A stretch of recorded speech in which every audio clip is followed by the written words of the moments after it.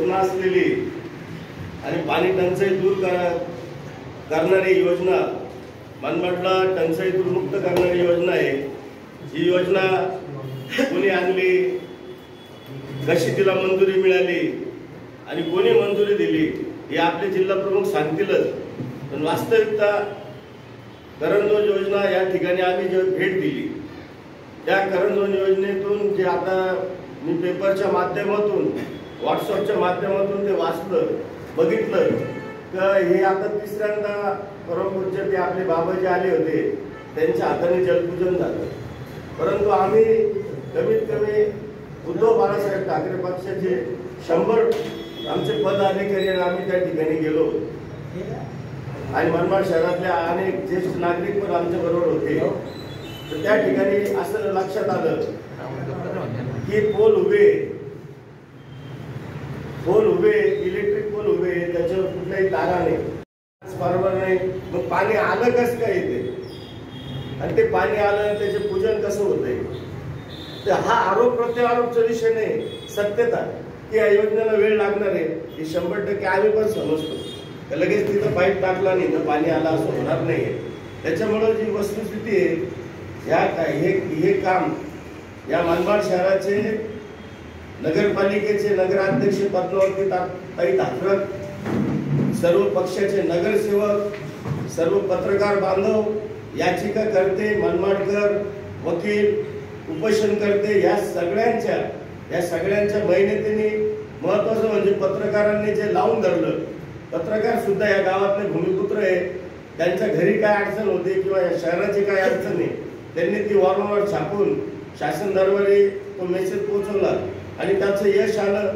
ते आता नंतर जिल्हा प्रमुख सांगतील ते कोणी आणलं काय आणलं, जर ती जागाच घेतली नसती तर ती योजना कार्यान्वित झाली नसती, ती जागा कोणी घेतली काय, त्या सगळ्याच्या मोठ्या गोष्टी आहेत ज्या आमचे जिल्हा प्रमुख आणि त्यावेळेचे गटनेते गणेश भाऊ धात्रक त्यावेळेला त्यांनी शासन दरबारी ज्या कोणी मंत्री महोदयांनी मदत केली त्याच्यात लोकप्रतिनिधी नंतर आपले आले त्यांनी त्याच्यामध्ये हे केलं, ती गोष्ट आहे ती झालं पाहिजे। परंतु आज वास्तवात काही नाही तिथं, आमचं एवढंच मत आहे।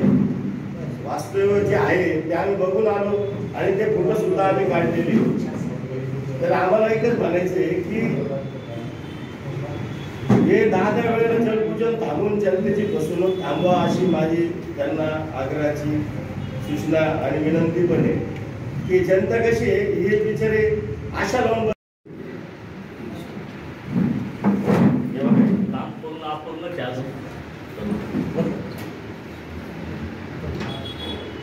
आणि बघा इलेक्ट्रिक पोल पण तसेच उभे।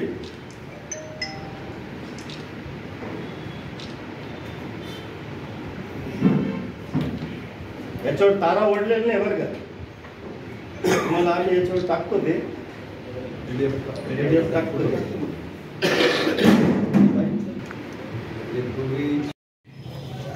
त्याच्यावर मला असं कधी वाटलं नाही। मला राजकीय जीवनात मी आज 27 वर्ष राजकीय जीवनात काम करत असताना मला प्रत्येक व्यक्तीने मला सांभाळून घेतलं, त्या पद्धतीने पत्रकारांनी पण मला 100% सांभाळलं। आणि आता संतोष भाऊंनी सांगितलं असं का ही योजना जी आहे करंजवन पाणी पुरवठा योजना, ही योजना का अशी अचानक अवतरली असं काहीच नाही। 2013 पासून या योजनेचा संघर्ष चालू झाला।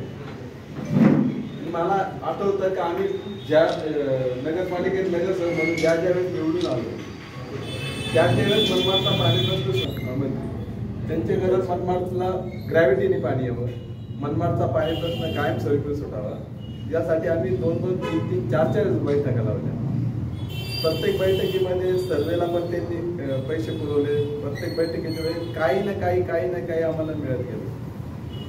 त्यामध्ये मी एक उदाहरण असं देऊ शकतो की जे आमच्या गावाने त्यावेळेस जे माझ्या मध्ये संजयजी पवार हे आमदार होते त्यावेळेस 65 कोटीची योजना ही मंजूर झाली होती आणि नगरपालिका त्यावेळेस नगराध्यक्ष म्हणून पण मीच काम होतो। आणि ती योजना मंजूर होत असताना त्याच्यात पाटोद्याचं कॅपॅसिटी वाढवणं, पहिलं इंटरनल डिस्ट्रीब्युशन सुधारवलं, नंतर पाटोद्याचं कॅपॅसिटी वाढवणं, थर्ड वाघदडीची कॅपॅसिटी वाढवणं, अशी ती योजना होती। मी नगर अध्यक्ष होतो, मला चांगलं आठवतं का त्या योजनेचे 47 लाख रुपये त्यावेळेची लोकवर्गणी, ती लोकवर्गणी भरायला नगरपालिकेची त्यावेळेस आर्थिक परिस्थिती नव्हती. आम्ही बँकेचं कर्ज बाकायला घेतलं, देना बँक होती, त्यांच्याकडनं 47 लाख रुपये कर्ज होते. आम्ही ती लोकवर्गणी भरली आणि ती योजना पूर्ण होती. त्या योजनेमध्ये आज तुम्ही बघाल का गावठाणातला पूर्ण भाग. मला आठवतं मी 52 नंबर सारख्या ठिकाणी फिरायचो, अक्षरशः गुडघेभर खड्डे असायचे. गुडघेभर खड्ड्यामधनं लोक पाणी भरायचे. कारण माझं बालपण इथे गेले, माझी शाळा इथं होती, इंडियन हायस्कूलला मी होतो आणि माझे सगळे मित्र ज्या त्या एरियात होते. मी त्या खड्ड्याची परिस्थिती असताना ज्यावेळेस मी 47 लाख रुपये भरले, ती योजना स्टार्ट झाली.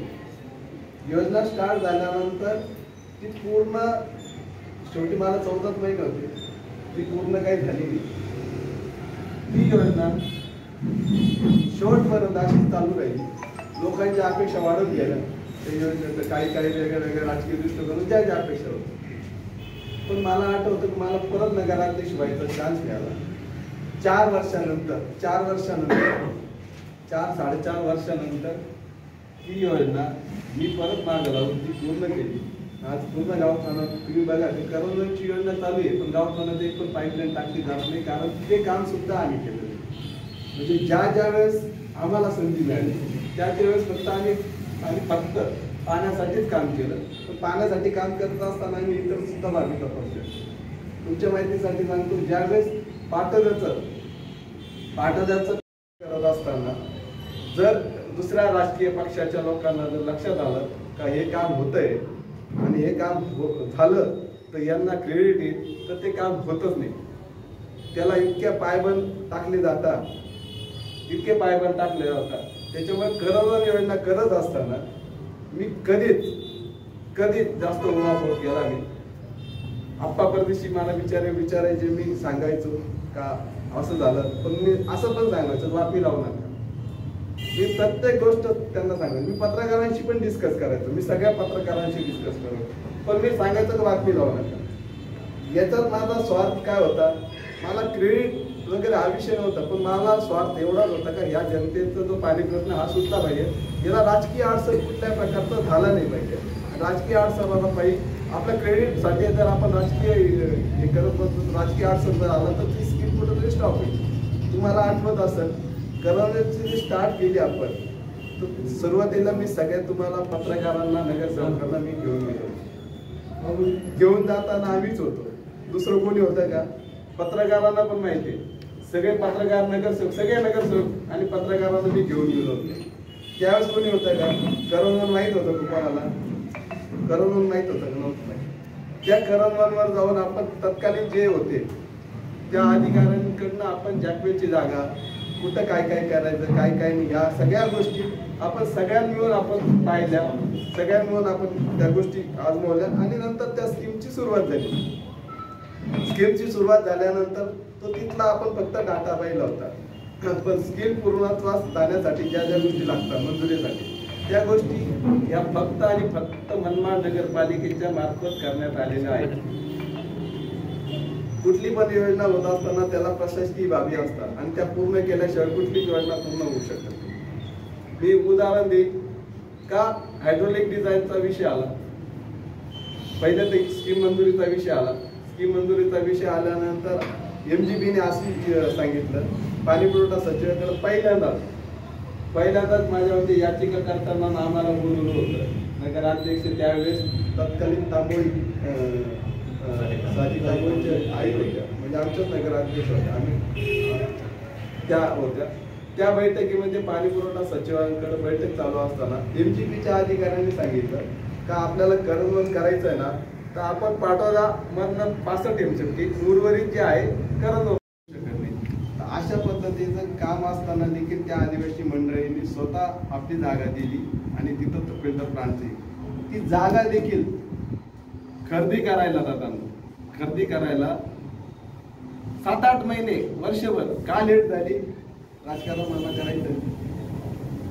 8-9 महिने, 10 महिने त्याच्यात त्या जागा खरेदी केली.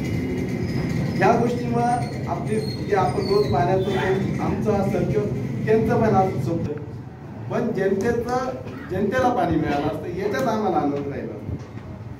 आज जे पाणी आज आलं नाही त्याचं कारण पण ते, म्हणजे प्रत्येक गोष्टीला फक्त राजकारण, प्रत्येक गोष्टीला फक्त क्रेडिट, प्रत्येक गोष्टीला फक्त स्वार्थ, या पायी आपण जनतेचं नुकसान करतो आहे हे राजकारणाला समजतच नाही.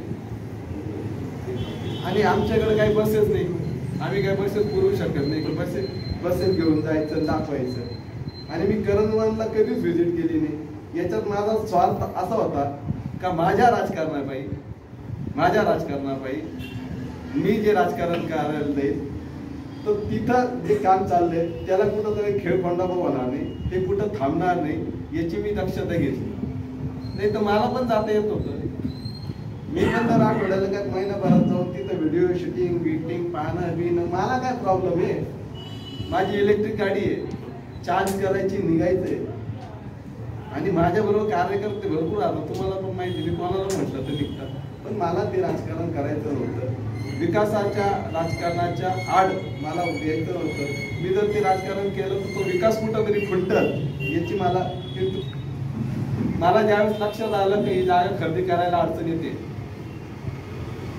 मी पाणी पुरवठा सचिवांची जनहित याचिकेनुसार दर महिन्याला मनमाडच्या योजनेसंदर्भात बैठक असते दर महिन्याला. आणि हा पाणी पुरवठा सचिव बैठक हँडल करत असतो. त्या बैठकीला सीओ पासून ऍडिशनल कलेक्टर किंवा कलेक्टर, कमिशनर हे सगळे उपस्थित असतात. VC मध्ये ऑनलाईन VC असते. मला ज्यावेळेस लक्षात आलं की बाबा काहीतरी कुठंतरी पाणी बोलतोय, मी स्वतः उद्धव बाळासाहेब ठाकरे साहेबांना मंत्री महोदयांच्या माध्यमातून मी भेटलो. मी त्यांना ही बाब लक्षात आणून दिलं. तत्कालीन जे उपमुख्यमंत्री होते, महाविकास आघाडीचेच भाग होते, त्यांना देखील भेटलो. जे नगर विकास मंत्री होते त्यांना देखील भेटलो. मी असं सांगणार नाही की मी भेटलो, मी त्यांना देखील भेटलो. मी सगळ्यांना ही बाब लक्षात आणून दिली. त्यांनी सचिवाला डायरेक्ट फोन केला का दादा 15 दिवसात जर हे कागद जर जमा झाले नाही मनमाडच्या योजनेसंदर्भात, जागा खरेदीचाच विषय होता, बाकी नव्हतं. जर झाले नाही तर त्याच्या आड जो येतो त्या अधिकाऱ्याला आम्ही बडतर्फ केल्याशिवाय राहणार नाही. पाणी पुरवठा सचिवांनी बैठकला जाऊन आल्यानंतर ती स्कीम मला माहिती आहे ऍक्च्युली पूर्ण, कारण ती स्कीमच आम्ही बनवली आणि त्याच्यामध्ये योजनेचा पूर्ण अभ्यास आम्हाला आहे. जे MGPचे अधिकारी असतील, नगरपालिकेचे इंजिनियर असतील, या सगळ्यांच्या मदतीने ती योजना झालेली आहे. ही योजना होत असताना बारकाईने MGPच्या अधिकाऱ्यांनी देखील अभ्यास करून ही योजना मनमाडकरांना कशी फायदेशीर होईल याचा त्यांनी बारकाईने अभ्यास करून ती योजना तयार केली. पण आम्हाला वाईट असं वाटलं की ज्यावेळेस बसेस वगैरे जायचं ना त्यावेळेस तिथे इंजिनियर लोक माहिती द्यायचे, नगरपालिकेचे कर्मचारी माहिती द्यायचे आणि ती स्कीम कशी आहे काय आहे याची माहिती द्यायची. अरे आम्ही तर नगरसेवक राहिलेलो दादा, आम्ही नगरसेवक राहिलो, नगराध्यक्ष राहिलेलो आहे, हे लोकप्रतिनिधी आहे, नगरसेवक आहे. ही स्कीम आम्ही केलेली आहे. आम्ही CO साहेबांना पण फोन केला, तिथं जे व्यक्ती होते त्यांना देखील फोन केला का आम्हाला माहिती द्या. पण एक व्यक्ती समोर आला नाही, एक व्यक्ती माहिती द्यायला, माहिती द्यायला. हिचे आम्हाला खंत वाटते. राजकारण हा वेगळा पार्ट आहे. राजकारणाच्या हिशोबाने करावं, त्याला काय आपण. याचा अर्थ असा आहे का आम्हाला माहिती नाही? आम्हाला माहिती आहे, सगळी स्कीम माहिती आहे, फक्त आम्हाला त्यांच्याकडनं माहिती घ्यायची होती. पण कोणी व्यक्ती तिथं आला नाही. ज्यावेळेस बसेस जायच्या त्या बसेसला एवढी चांगली माहिती द्यायची, गाईड असायचे, एवढे गाईड चांगली माहिती द्यायची. आज काय नाही, माझ्याकडे तर बसेसला पैसे नाही, पण या गावामध्ये ज्या शाळा झाल्या किंवा कुठं काय कामं केले तेवढं सल काढू शकतो मी. सल काढून ते दाखवलं, या मस्त काम झालेलं आहे बघा. मला गाईड लावायला पण माझ्याकडे पैसे नाही, त्याच्या मलाच गाईड व्हावं लागतं. तसं त्या दिवशी पण मी स्वतःच गाईड झालो करणवानच्या योजनेला. तर मला मी बघितलं तिथलं विदारक चित्र. अजून जॅकवेलचं कामच पूर्ण नाही झालं. जॅकवेलचं काम पूर्ण झालं हे तुम्ही बघा. हे जॅकवेलचं काम चालू आहे. हे जॅकवेलचं कामच पूर्ण नाही झालं. हे अजून काम चालू आहे. हे पाईप अजून जोडलेले नाही. मला असं सांगितलं गेलं की इथं छोटा पाईप जोडलेला बघा, दिसतो का नाही? हवा इथं छोटा पाईप जोडलेला दिसतो का? 6 इंची पाईप आहे, 6 इंची पाईप जोडलेले. त्या पाईपामधनं तात्पुरत्या स्वरूपामध्ये, ठीक आहे, लाईट पण नाही बरं का, लाईट पण नाही, लाईटाचे फक्त पोल उभे, पोल, कनेक्शन पण नाही, वायरी पण नाही. मग हे पाणी उचललं, याच्यातून उचललं म्हणता 6 इंची लाईन टाकून, ही मोठी लाईन आहे आणि 6 इंची लाईन, तर ठीक आहे, काय हरकत नाही, उचललं असेल, कदाचित पाणी भरलं पण असेल. मला आनंदच आहे, मला आनंद आहे का मनमाडच्या, रायपूरच्या फिल्टर प्लांटपर्यंत ते पाणी पोहोचलं, याच्यात मला आनंद, कारण ती स्कीम आमची आहे, माझ्या मनमाडकरांची स्कीम आहे, त्याच्यामुळे मला आनंद आहे. पण मग घाई का दादा? हो, काम होऊ द्या ना, पूर्ण काम पूर्ण होऊ द्या, मग तुमच्या स्वप्नपूर्ती झाली, आपण काय हरकत नाही. तुमची नाही, आमची स्वप्नपूर्ती झाली, मनमाडकरांची स्वप्नपूर्ती झाली, त्याच्यात तुम्ही पण असं आम्ही समजू. पण हे काम झालं नाही दादा. एमबीसीबीचे पोल होते, सौर प्लांट, तिथं सौर प्लांट गेले, सौर प्लांट. ही योजना पूर्ण करत असताना आम्हाला ज्या ज्या अडचणी आल्या एमबीसीबीच्या बिलाच्या संदर्भामध्ये, आम्हाला माहित मनमाड नगरपालिका काय कुठल्याच नगरपालिकेची ऐपत नाही काही एमबीसीबीचं बिल भरायचे. सौर प्लांटचं सुद्धा त्याच्यात तजवीज केलेली आहे. तो मला एक्झॅक्ट आता हे सांगता येणार नाही काय 5 केवी का काय केवी मध्ये असतं ते, त्या केवीचं ती सौर प्लांटचं घेतलेलं आहे. हो, मला असं वाटलं असं कुठं तरी दुसरीकडे असू शकतं, मला काही माहिती नाही, पण मला जागेवर काही दिसलं नाही. त्याच्यामुळे लाईट नाही, सौर प्लांट नाही, फिल्टर आपलं जॅकवेल आपलं मी कधी ऐकलंय का काय काय ठिकाणी गॅप पण आहे, पण ते जाऊन बोलतोय गॅपासूनच. हे सगळं होत असताना आपण जलपूजन करतात, एका चांगल्या महात्माला आपण फसवतात. एक चांगला महात्मा जो जनतेला ज्ञान, महिलांना ज्ञान किंवा चांगलं कशात आहे समजावण्याचा प्रयत्न करतो, त्याला तुम्ही फसवता, त्याला तुम्ही खोटं ठरवता. हे अत्यंत वाईट आहे. आणि का? तर फक्त आपल्या राजकारणासाठी, फक्त मतासाठी, फक्त क्रेडिटसाठी. तर मला एवढंच वाईट वाटतं का त्या महात्म्याची जी फसवणूक झाली ती अत्यंत दयनीय आहे. अत्यंत ज्या हेतूने तुम्ही त्या महात्म्याला आपल्या तालुक्यात आणलं, तो हेतू त्यातनं साध्य होतो का हे जनतेने तपासलं. आणि या गोष्टीचा आम्ही विषय नाही, पण आम्हाला माहिती आहे, मी त्या परवाच्या याच्या ठिकाणी बोललो. माझं एक सांगतो मी, तुमची माहिती आहे, आता बोलायला काय हरकत नाही, कारण माझं तिकीट क्लिअर झालेलं आहे. मी तोपर्यंत काही बोलू शकलो नसतो, पण आता मी सांगतो का जे काम ज्याने केलं देव फळ पण त्याला देतो. माझं उदाहरण सांग का, माझ्या तर संजीव आमदार होते, ती योजना 65 कोटीची योजना, आमचा जेवढा म्हणजे 60-70% वेळ आली. त्यावेळेचे सेनेचे जे नगरसेवक माझ्याबरोबर होते, त्यांनी विरोध केला होता का त्यांच्या हस्ते उद्घाटन करायचं. मी म्हटलं भाऊ, माझ्या पण नको, त्यांच्या पण नको. परमपूज्य अशोक बाबांच्या हस्ते आपण उद्घाटन घेतलं होतं गणेश कुंडावर.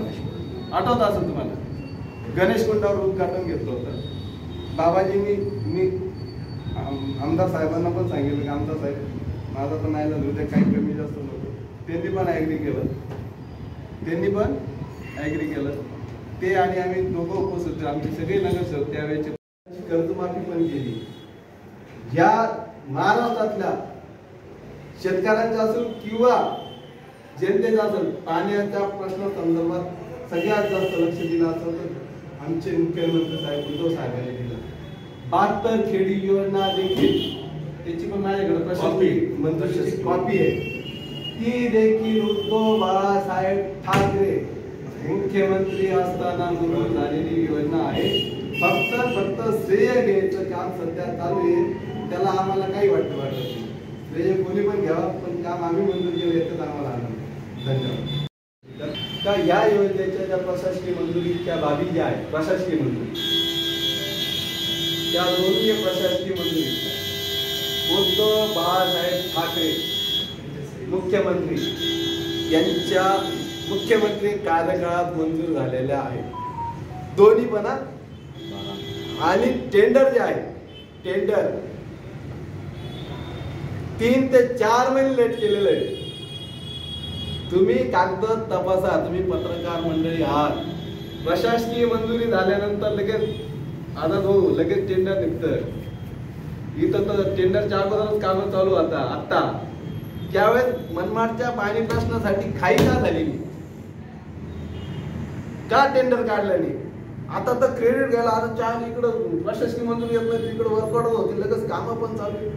ते जसं क्रेडिट घ्यायचं होतं तर पाणी प्रश्नाच्या क्रेडिटला प्रॉब्लेम काय झाला. कदाचित मला शंका वाटते का तुमचं ठरलेलं होतं गद्दारीचं. तुम्हाला माहित होतं का आपण जर टेंडर केलं, वर्कआउट झाली तर आमचे पक्ष प्रमुख, आमचे कुटुंब प्रमुख सगळ्यांचे ते उद्घाटनाला येतील आणि ते क्रेडिट जसं त्यांना जाईल, जसं आम्हाला जाईल, हे कुठंतरी त्यांना पटलं नाही. त्याच्यामुळे ते टेंडर जवळजवळ 3 ते 4 महिने लेट केलं. त्याचा परिपाक म्हणून मी तुम्हाला सांगतो, ही जी अमाऊंट आहे इस्टिमेटची कॉस्ट तुम्ही चेक करा बरं का. मी म्हणतो म्हणून नाही, जे इस्टिमेट त्यावेळेस होतं आणि त्याच्यानंतर 3 ते 4 महिन्यानंतर जर इस्टिमेटचा फरक झाला, वर्कआउट देखताना ठेकेदारावर कसं वर्कआउट देता, इस्टिमेटची कॉस्ट हा मोबाईल समजा 1 लाखाचा असेल आणि 3 महिन्यानंतर त्या मोबाईलची किंमत जर 15 पैशांनी किंवा 15 रुपयांनी वाढेल, 15,000 जर वाढेल असेल तर त्या ठेकेदाराला जर वर्कआउट द्यायचा असेल तर 15 रुपयाचा फरक त्याला त्या वर्कआउटमध्ये द्यावा लागतो अभाव म्हणून. तर त्या ठेकेदाराची काही चूक नाही दादांनो.